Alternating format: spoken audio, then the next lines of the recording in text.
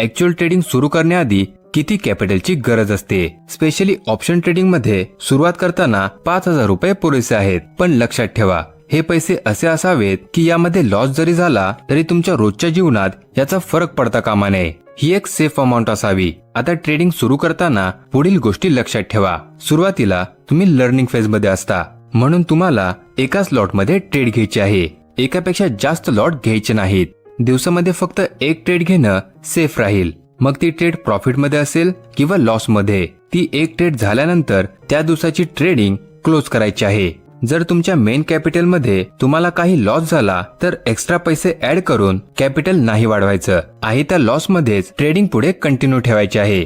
पण जर तुम्हाला प्रॉफिट झाला असेल तर ते प्रॉफिट तुम्ही काढून घेऊ शकता आणि तुमच्या मेन कॅपिटल मध्येच ट्रेडिंग पुढे सुरू ठेवू शकता. आता महिन्याच्या शेवटी या सर्व दिवसांच्या ट्रेडिंगचा तुम्हाला आढावा घ्यायचा आहे. तुम्ही किती